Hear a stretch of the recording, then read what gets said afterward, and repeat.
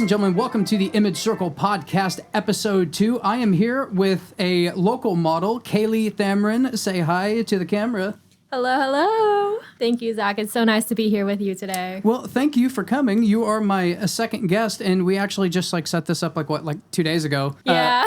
I put out a thing saying, hey, I'm looking for people, and you weren't one of the original ones that responded, but everybody else is well, maybe I think I'll be back at the end of July and everything, and I'm really trying to get this thing launched soon, so. Yeah, it happens, especially when it's summertime, everyone's traveling and whatnot. Yeah, it's a bad time of year to launch a podcast. One, because I don't have good insulation in this apartment, and two, I insist on doing it in a suit. And three, everybody's on vacation. Yeah, you do look snazzy though. Thank you. Yeah, I appreciate that. This is actually my newest one, everybody. And just because some people ask, these are actually chukkas right here. Oh. Yeah, so some people are like, hey, nice shoes, bro. And I'm like, dude, they're cheap monk straps or floor shines. Yeah, and then me over here jeez and everything. Wow, thanks for the memo. What accidentally happened, so the very first person I talked to, I originally was probably going to do this with audio only. That was the original idea. And then I was like, no, I want to at least record the video. That way I can do the video on YouTube, because at least looking at my analytics, the videos where my head isn't in there, they don't do as well as voiceover stuff. But there are definitely platforms, if I want to put this podcast on all the platforms where you can get podcasts, not all of them are going to have video. And so, I figured, well, I'll do the video, and right now I'm just starting on YouTube. And so whenever I sent the original kind of layout of what this was going to be like to the original model that the first person I talked to, it was audio only. And then on the second person, I said maybe. And for everybody else after that, I was just copying and pasting everything. And I was just manually removing the audio only piece. Right. And so I don't know if I actually did that for you or not. So it may have said audio only maybe. So I don't know. It is what it is. Yeah, it's fine. You look so fantastic, out in the field, when you're modeling, that you could probably pull off any outfit. Thank you. I'm gonna just sport a natural look today. Just me in my comfortable. Well, no, I actually think so. I think it's a good summer kind of vibe you've got going on. I don't think it's. The first model that came in, she was like, oh, I didn't know I was supposed to dress up. I'm like, you're not. She was in sweatpants. Who cares? Dude, we're just we're just trying to make a good show, get to know some of the local people that I work with, and maybe, just maybe, get some people out there a little bit of information that maybe they didn't know that they actually needed. Right. So I want to jump into the lightning round with Kaylee here. So, alrighty, let's go. Lightning round.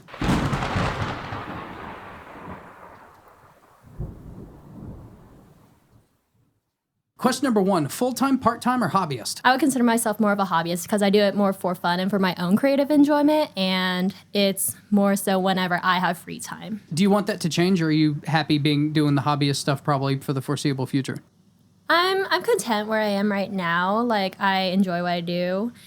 But if it happens to change and it happens to blow up, then, I'll run away with it too. What genres do you shoot and what genres do you not shoot? I usually like to lean more towards the creative genres, the super out there, weird sets, clothing. I like cosplaying too. I don't really do a lot of more of the risque stuff, just because my family, they come from a very Christian background, and so I want to respect them on that. Very, very traditional kind of. Yeah. Very traditional Christian. Nothing wrong with that. What's your guilty pleasure genre? Guilty pleasure genre, cosplay. Cosplay? I figured so. Cosplay. I like cosplaying hot characters. That's how I choose who to cosplay. I choose whoever's the hottest, and I'm just I want to cosplay her. Hot as in popularity, or hot as in the hot character and anime that everybody gushes over? Physically hot. Lucy from Cyberpunk, I absolutely love her. She's on my to cosplay list. Haven't cosplayed her yet, but she is on my list. Right on. What's your dream shoot? My dream shoot? Oh, I've actually never thought of that. That's the lightning round, baby. Jeez, catch me off guard. Probably honestly, a lot of shoots that I've done have just been like dream shoots. I actually did a shoot yesterday that was super fun. It had like lighting, like rainbow lighting, mirrors, a waterfall, and that was like one of the most fun shoots I've ever done. I had my friend Shina. She's learning to be a hair and makeup artist right now. I had her come along, and we did my hair and makeup, and then I actually borrowed an outfit from Henri as well, and then so we just like did the whole styling thing with the photo shoot, and that was honestly. That's a dream for me, honestly, just being able to have fun Over with the it. top kind of like accessibility to clothes and crazy themes and I got you. Yeah, I love the extra Not stuff. like one particular kind of dream shoot. It's just like a Mr. Beast level of modeling. Like it's gonna get bigger and it's gonna get bigger, and Yeah. eventually maybe it'll be too expensive for Z-Wade Photo to be interested in shooting it. I'd always love to shoot with you, Zach. Well, thank you.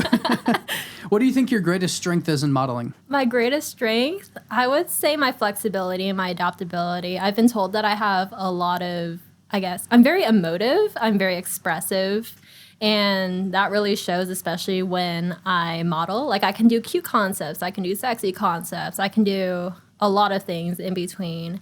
And some people, when they model, they're like set on like certain like... It's always like a Magnum from Zoolander or Blue Steel. It's always...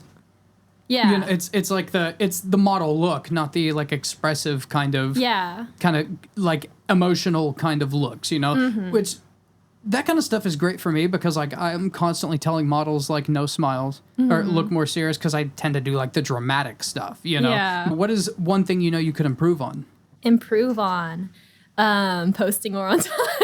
Oh, okay, so being consistent in like your image as a model, like putting your work out there. Yeah. I'm notorious for that on Instagram. I actually had to write myself out a plan for Instagram to actually post. Like I'm going to do this on this. I'm going to do reels on this day, and I'm going to do a post of an image on this day because like I just disregard Instagram altogether. Like, and so I'm not good.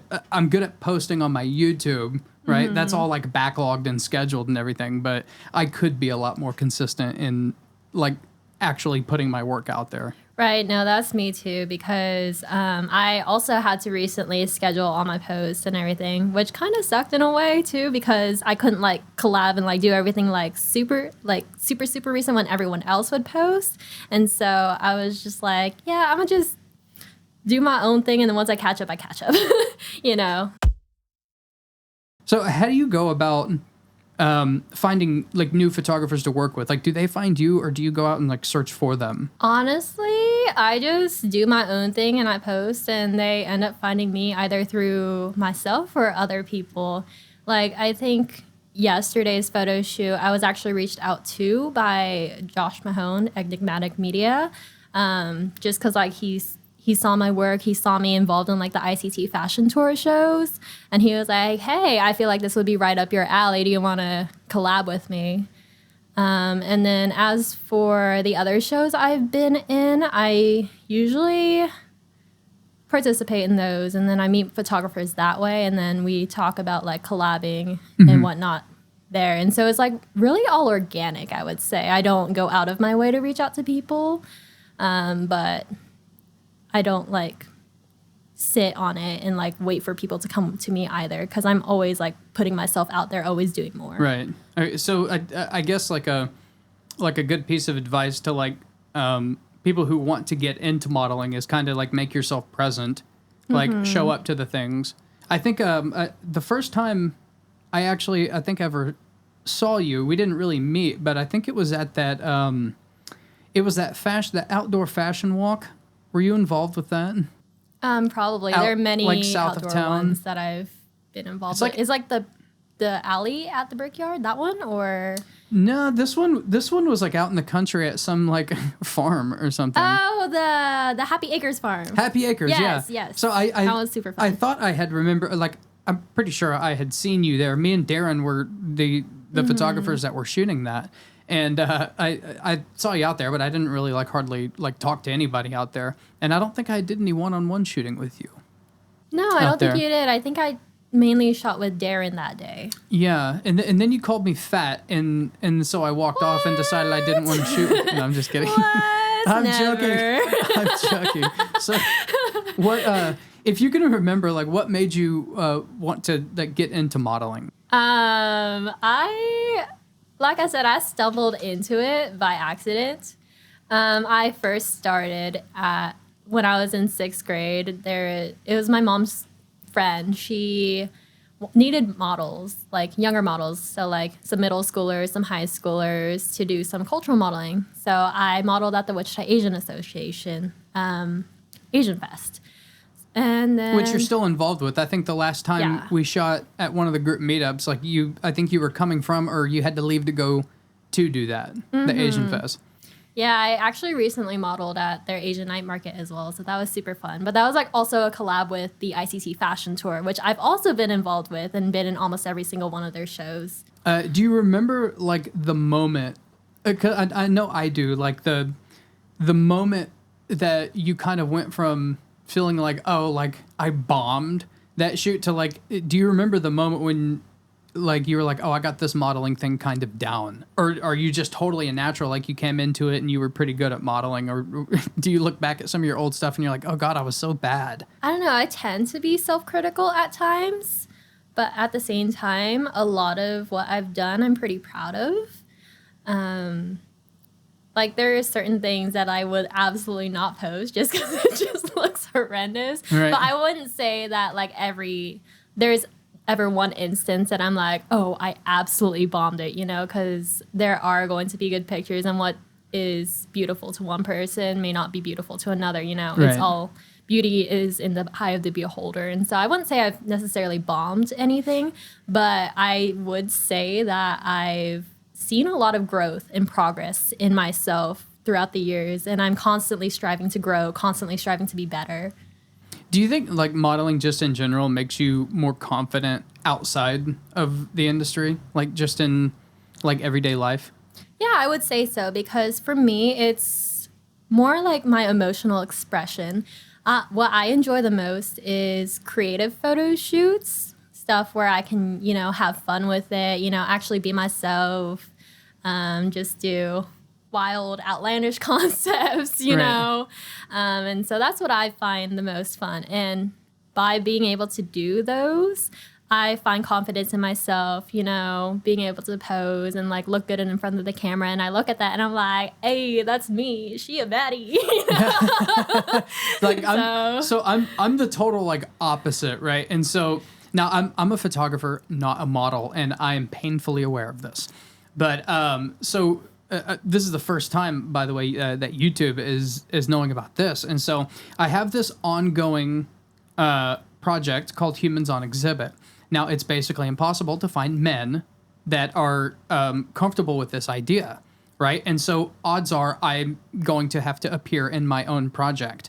And while I look at I look at the images and I'm like, this is an excellent shot. I look at myself and I'm like, that is an absolutely terrible excuse of like a model. And I don't think that about any model, at all. But like with myself, it's like I feel worse now than I ever have being in front of the camera. And then like that is just kind of like consistent. Like I've done even like headshots of myself just to practice like a new editing style.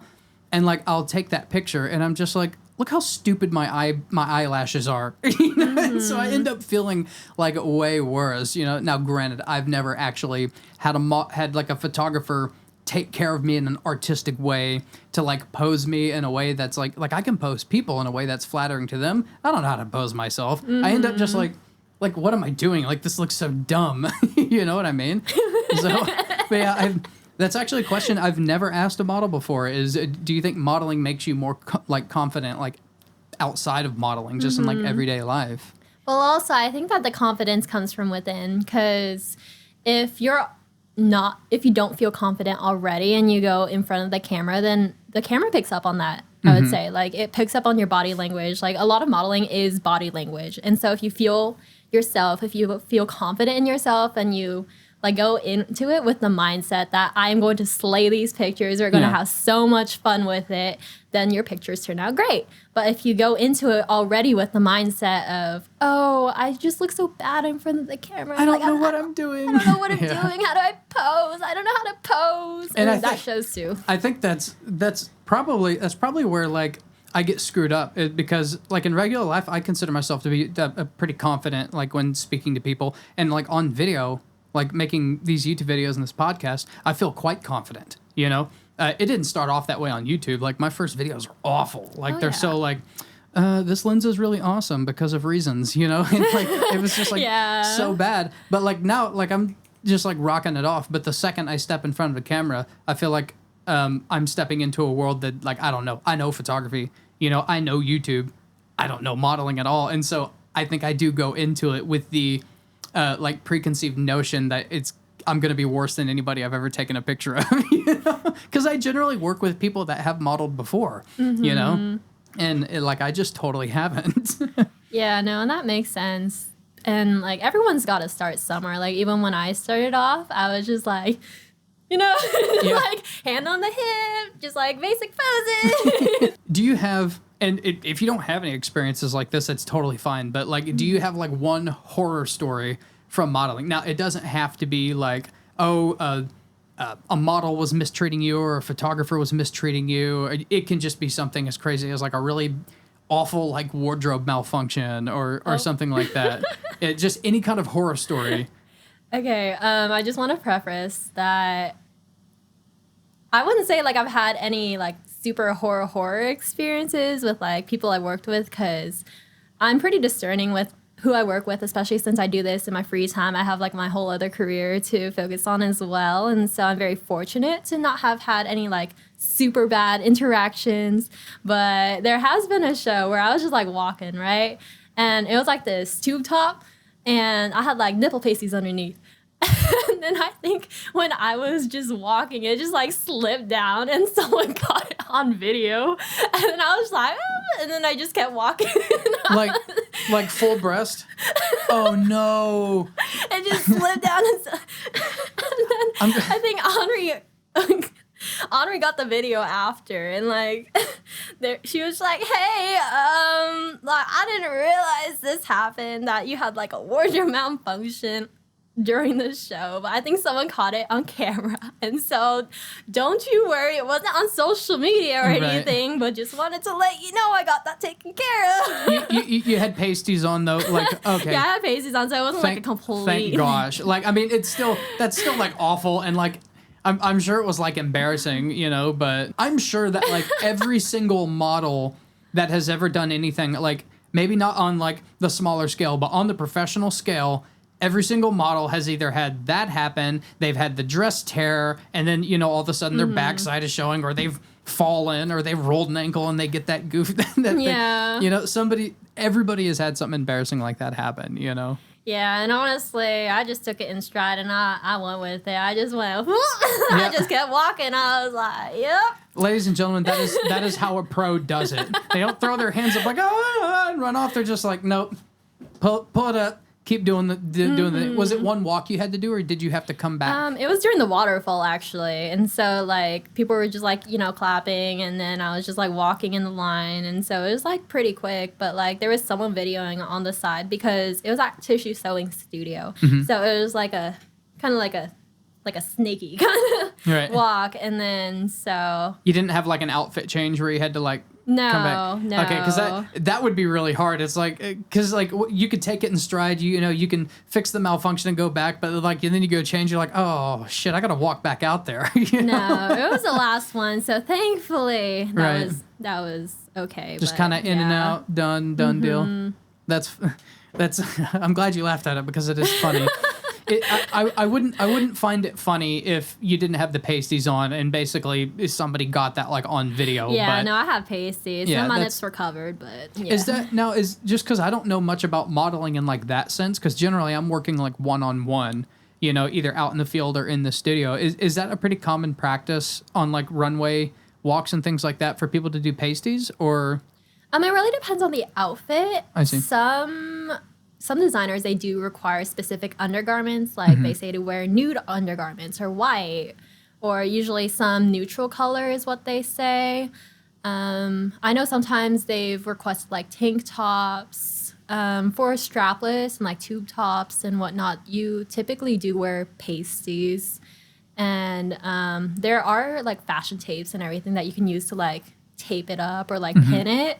But again, it's really dependent on the outfit. I see. Yeah, I mean, I'm sure it's like some materials aren't gonna respond well to the tape. It's gonna crinkle them in a funky way or something like that, you know. There is fashion tape though, like it's double-sided, and so it's made for clothing specifically, and it's called like Hollywood fashion tape. I use it a lot in cosplay, and so I've used it not only in cosplay, but I've carried it over to, you know, my modeling stuff too. And so like yesterday, for example, I was wearing stockings. I pulled it from my Your cosplay. And then so I just like taped it, and so it wouldn't fall down during the photo shoot either. What are your current goals with photography, and how do you see yourself moving forward? I want to keep doing the kind of stuff that I generally do, which whenever you and I have shot together, it's kind of been like out in the field kind of stuff. But I mean, as you know, I generally spend a lot of my time in like the fine art nude kind of area. I want to keep doing that kind of stuff like as often as I can, just because like that's like my passion. But I've been putting a lot of time into like the YouTube. Like right now, my main goal, because like I want to do photography full time. Like I want that to be my career, but I don't want it to be my career in the sense of like being a wedding photographer, because I absolutely loathe like paid work. I hate paid work. Like I don't want to do senior photos. I don't want to do wedding photos. I don't want to do pictures of your pets or your bratty kids or anything like that. You know, it's like I want to do like my artwork. And since nobody buys art, you know, nobody's like gonna buy my bodyscapes. The pathway I see to being able to do what I love full time is actually YouTube. And so like my main goal is it's YouTube kind of, but it's like my main goal is to do photography full time, but the vessel to get me there is like YouTube, which is why I put so much time and, you know, into like doing the YouTube and getting everything backlogged and having, I got a book this thick full of just plans, you know, and how to do everything, you know? And so that's really, I don't have like a ton of like photographic goals. I need to finish Humans on Exhibit, but, you know, I really just want to shoot the stuff I want to shoot and get my YouTube to a place where I can continue to do that kind of stuff and be able to have health insurance, you know? Because like, I felt that. Yeah, with my like regular job, you know, that's how I have health insurance, you know? Yeah. And so like I've got to, if I want to do what I love full time, you know, it's like I've got to build this up first. And like selling, I could maybe sell one of these for $100 or something like that, but private health insurance is like hundreds of bucks. And so It's a lot. Yeah. And so, yeah, that's, I don't have any like goals of anything to shoot right now. You know, it's once I finish Humans on Exhibit, which is basically halfway done, I'll move on to something else. And that's just something I do in the background, you know, kind of off of YouTube, you know, but, yeah, photography on YouTube is really like my biggest goal, like right now, you know. So considering that YouTube is more of like a video format, how do you incorporate and like, I guess, meld photography into that video format that YouTube is? Because I know many videos are like longer as well. Yeah, so I just stay consistent with, as far as like the long format, this is my long format. The podcast is the long format that I'm providing. I try to keep my regular videos to like 10 minutes, right? 6 to 10 minutes, right? Really consumable.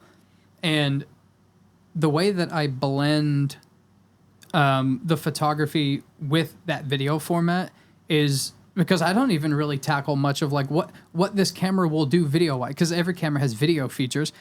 I don't really care about that. And so whenever I like make my YouTube videos, I generally, that camera that's actually recording you is generally like my B-roll camera, right? And so Yeah. that's that personality that you were talking about earlier, right? That boom.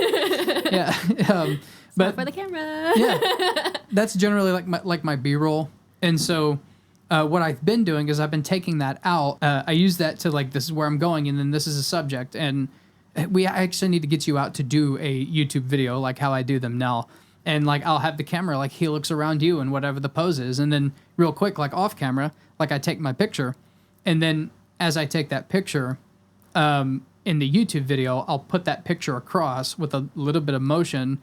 And lately what I've been liking to do is put up the raw and then put up a minor adjusted one and then put up one like with my stylized presets on it. And so that's how I do like the in the field photography. But for the most part, like that's maybe 2 videos a month, right? And then I have a lot of like talking kind of stuff too, like talking about gear and ranking all these like different camera lenses and stuff like that. You know, the weird thing with YouTube is you have to play the game, and photography is a really low paying niche, right? And so you kind of have to break things down into what people want and then like what I want.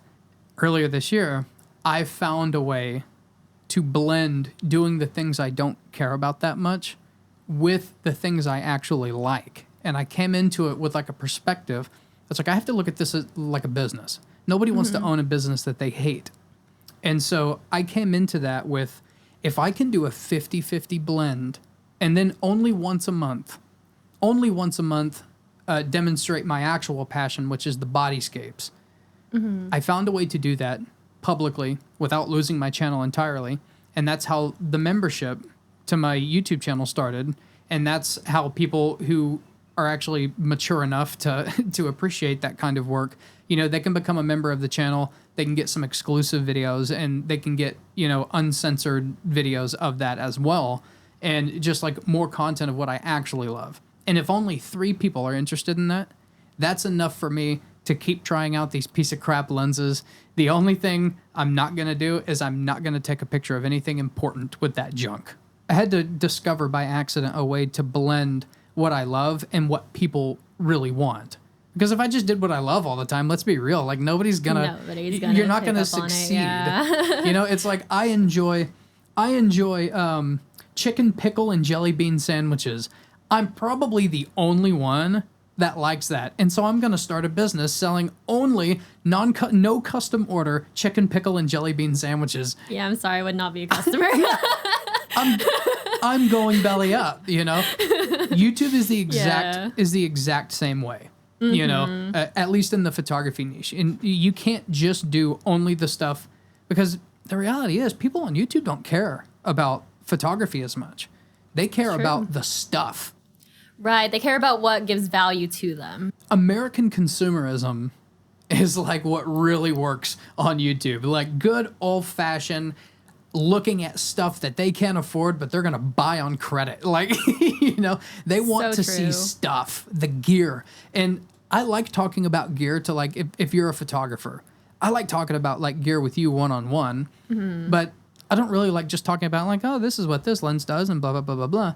But I found out that as long as I'm doing the stuff that I enjoy on YouTube as well, all of a sudden I do kind of like talking about that other stuff too.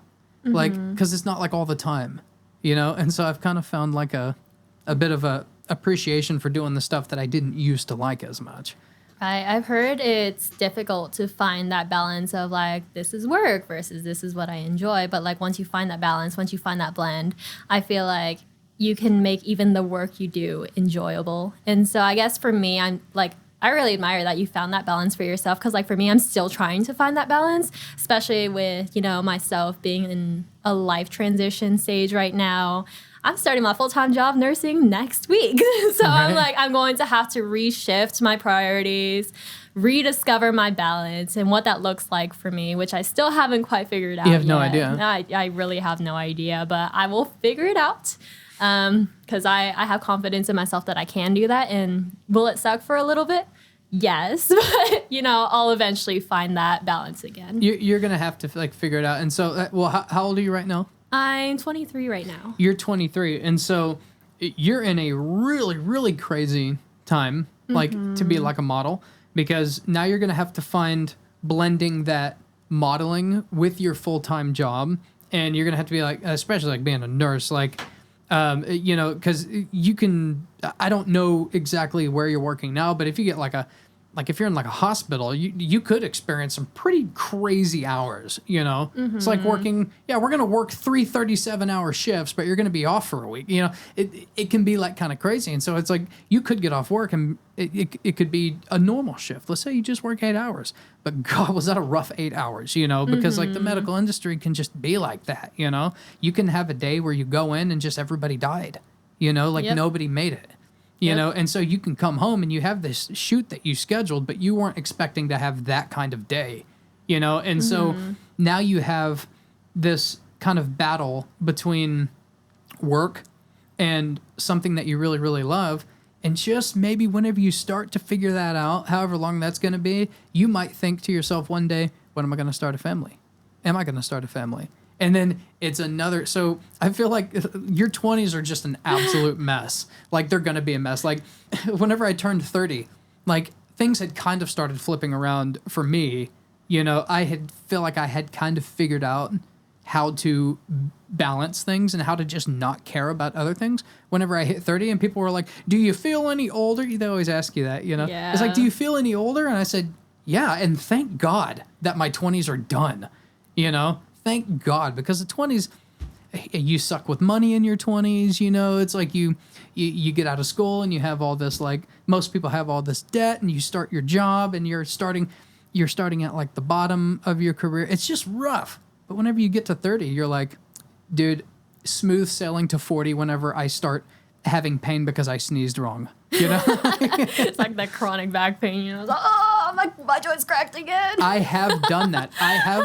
I have, because I've already had one back surgery, a minor one, but I have opened a door and closed the door incorrectly. I have responded to my name being called incorrectly because, like, once you have back issues, like if somebody's like, "Oh, hey Zach," and I turn, I'm like, "Ooh." Oh, hi. Give me 1 second.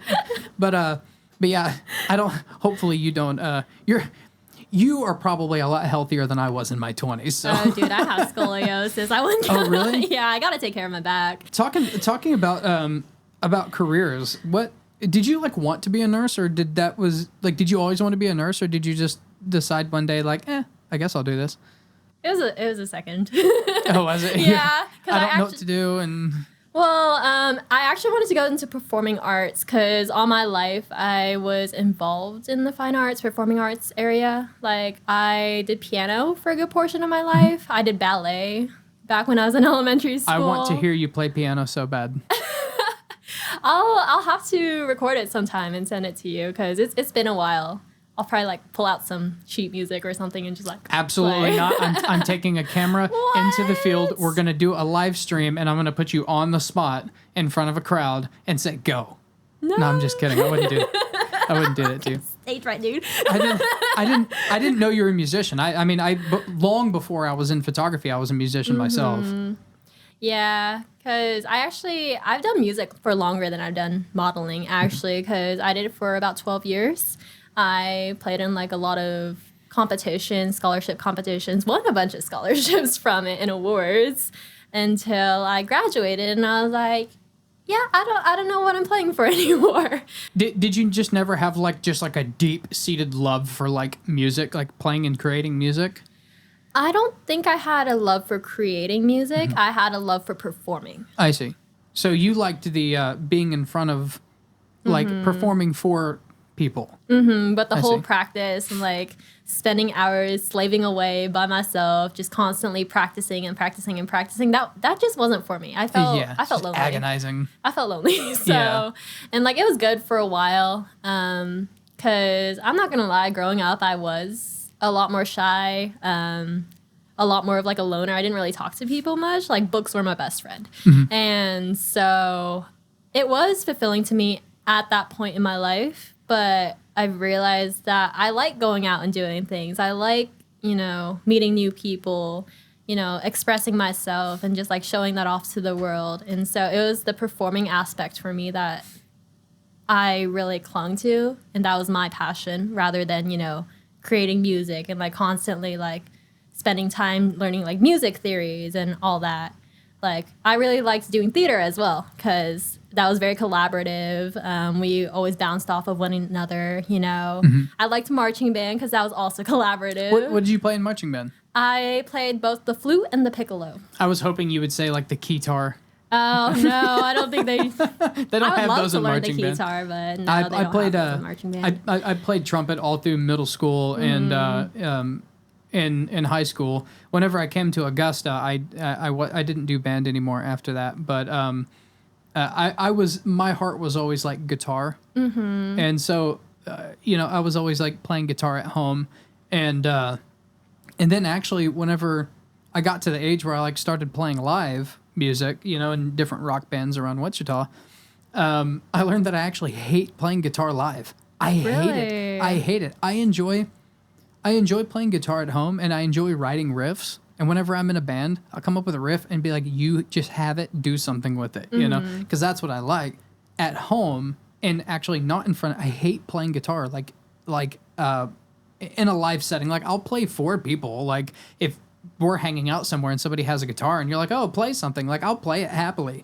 But, like, I don't like actually putting on a show.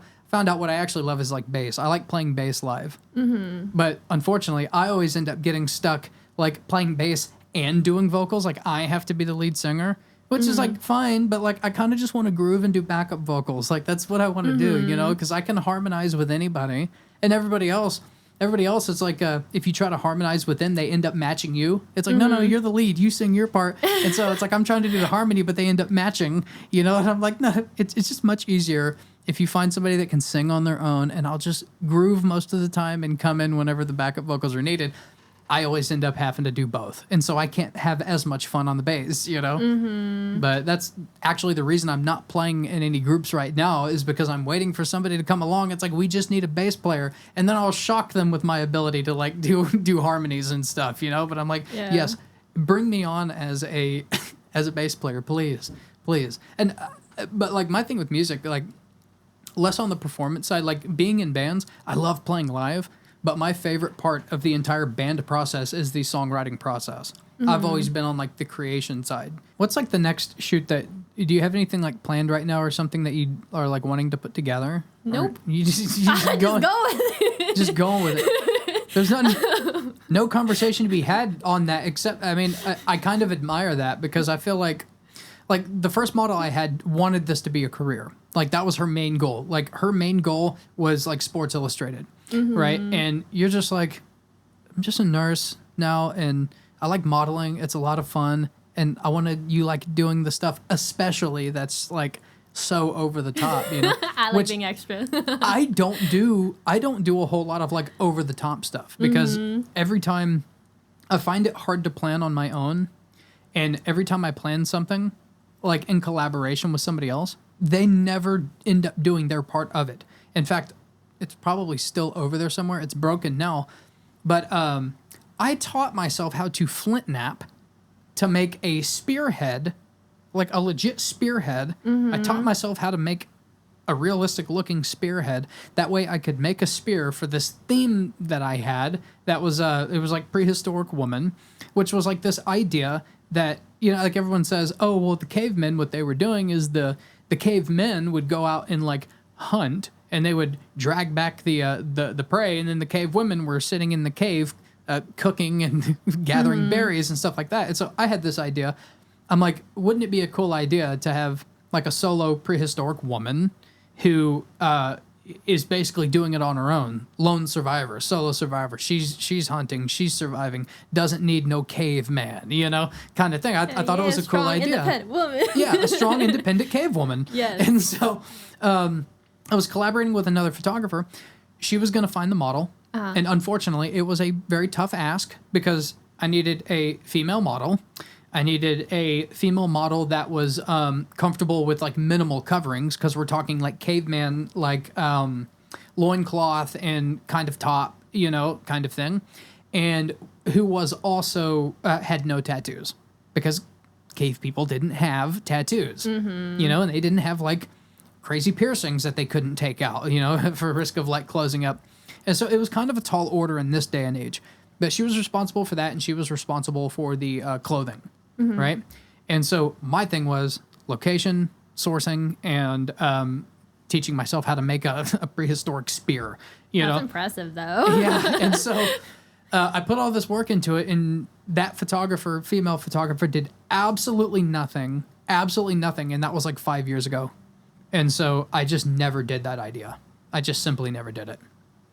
That's honestly, I don't know, that breaks my heart to hear. Yeah, it's a cool idea. I had a book full of ideas like that was just like taking like the traditional stories and just flipping them and doing like a photo shoot with it, and not for like printing or doing anything like that. Just for funsies. Just for fun, that kind of, just to like break the mold. It's like, as much as I love bodyscape and fine art nude, I don't want to do it all the time, One, it gets boring. Two, it's kind of a bad look, for like a male photographer. It's like, oh, all he does is shoot female models. I'm like, no, I shoot male models too, if they'll like are willing to shoot, because like nobody is. I don't know what the deal is, but like women are just way more confident than like men. What do you speak? I speak Mandarin. I know, it's confusing. So growing up, there's actually 3 main nationalities in Malaysia. So you can be Chinese Malaysian, Indian Malaysian, and also like Malay Malaysian. And so my mom and her whole family, they're Chinese Malaysian. So we had our great grandparents, they came from China and they settled in Malaysia. And same for my dad's side, they're Chinese Indonesian, so came from China, settled in Indonesia for a little bit. And then my mom and dad, they actually migrated over to the U.S. and they went to Wichita State, which is where I graduated from. And they met, had my brother, stayed here ever since. Yeah. Your parents probably obviously had very, very high standards for like educational performance for you, right? Extremely. I was a straight A student growing up. Yep. that seems to be, well, it seems to be pretty common just in like Asian culture. They tend to have more of a respect for education than like the kids I grew up with, and like the parents of the kids I grew up with, but also the fact that they took the risk and came here and then went to college here and graduated here and started a family here. I imagine that they were probably pretty strict on, your educational standards as well. Extremely. And like me being the eldest daughter as well, they had stricter expectations on me more than my brother too, because I was always like, the guinea pig, the one that they wanted to be the perfect child. Sure. And so, like I said, growing up, I was a straight A student. I think part of that also influenced my decision to go into nursing, because I always knew that performing and like the fine arts and like performing arts was my passion. Like it's been consistent throughout my whole life. And I think my dad, he wasn't very supportive of that, like, because he thinks it's more like a waste of time and money, and that I can't make money from it. Typical dad typical thing, typical Asian culture. So I don't blame him for having that mindset, because it's pretty normalized in Asian culture. Yeah, sure. Actually, if I can interject, if there's anything that like American culture can take from Asian culture, it is the standards of like the education, and also like actually Nat was telling me that his parents wanted he wanted them to be very successful as well. Go to college, get a really good job, get really good grades, and it's pretty much a standard. It's like an instrument, And so I think that's something that like American culture can take from Asian culture, is being like a well-rounded human being is not particularly common in the United States. And I mean, if there's any kind of cultural sharing that can happen, it's like the standards for education and just being well-rounded. It's like you live here, you speak fluent English, of course, but of course you also speak Mandarin. Yes. Which I didn't know, and I would love to hear you speak some Mandarin, because I love language. I just can't speak any other ones. I wouldn't say I'm like confident in my ability to speak Mandarin either, just because I went to Chinese school and everything, and so I know how to read and write some. I know how to speak, but I never really grew up practicing it, because my dad, he doesn't speak Mandarin at all. So whenever I go back to Asia, my cousins and like my aunts are always like, "Hey, Kaylee, is your Chinese still bad? I love that. You know? I love that. So yeah, they call me Kaylee because that's my Chinese name, and my English name is actually derived from my Chinese name. It's Kaylee. Kaylee. Oh, Yeah. Kaylee. Kind Kaylee. of Yeah. an upward in the tone. I like language. I think it's really cool, and like I would give up almost anything to be like a polyglot, you know, Yeah. Or a polyglot, Something. Words are hard. polyglot. But you know, I can't say it. I'm with you on that speak one. to speak multiple languages. Yeah. I can't get that out of my throat, but I think that would be really, really, really cool Yeah. and really, helpful in life. But Yeah, because I really admire my mom in that aspect because she speaks like, 5, 6 languages? That's and I'm rad. like, Mom, teach me how to speak. And she's like, no, I'm not a good teacher. You know? I love It's that. like, no, you go to school. I'm not a good teacher. So she doesn't speak. She doesn't speak to you in Mandarin. Like you don't come home and say, Only when she's mad. "Oh, I see." Yeah, of course. I mean, my parents would barely speak English whenever they were mad. You know, because Yeah. I gave them a run for their money. I bet you were a pretty good kid though. So I don't imagine that she was screaming at you in Mandarin all and that there. often. Here and Here there. and there, yeah. Yeah. Yeah, I think more recently, because like growing up, they were like, "Oh no, you're so obedient. You've always been such a good child." But like more recently, I've been doing my own thing, and like they don't necessarily like my creative stuff all that much. I see. So like I kind of just like I do my own thing, and I don't tell them that I'm doing my creative stuff. yeah. Sometimes they're more supportive of my nursing career. Oh, of course. Of course. Because like that's what makes money for Yeah. me. It's a good future. Exactly. I'll always have a job, you know. Yeah. You know, it's stable. But yeah, where was I going with this? I don't know. This is exactly what I wanted out of this podcast. You know, was just a chat between I forgot where between two I was people. going with it. You're But yeah. talking about here lately. They're not as supportive of like the creative stuff, which makes sense of why you never really developed an interest in like the risque kind of stuff, like the boudoir. It's not your thing. No, you not know, really. It's not your thing, right? Because you're like your parents. They already don't like your regular modeling that Yeah. much. You know? And like to add that on top of it, I feel like it would just be really disrespectful to them and like Sure. the rest of my family. Right. Like, and I don't want to put that on them. Like I still want to be able to do my creative stuff, you know, but I don't want to do it while like jeopardizing the relationship I have with my family. Sure. Model cam has died because the Z30 does not have a good battery life, and that is how we know that it is time to wrap up this episode of the Image Circle Podcast. I want to thank my guest, Kaylee, for being here today. Don't forget, if you become a member of the Zwade Photo YouTube channel, you get access to the Image Circle Discord. That is the only way that you can talk to me on a regular basis because I keep my social media separate. That will also get you access to members-only content if you get the top tier of the Zwade Photo YouTube channel membership. It'll get you uncut, uncensored, extended videos, all the good stuff. You'll get everything early. But for now, Kaylee, tell the people where they can find you. Well, you can find me on Instagram. My tag is Kaylee Thamrin, so KayleeThamrin. It's honestly just my first and last name smushed together. But yeah, Instagram is my main platform. I have a TikTok that I update occasionally, but yes, Instagram is where you can find me. You'll find all that in the description box below. But for now, thank you for watching episode 2 of the Image Circle Podcast. I'm Z Wade, the Z Wade, and Z Wade Photo. Stay sharp, YouTube.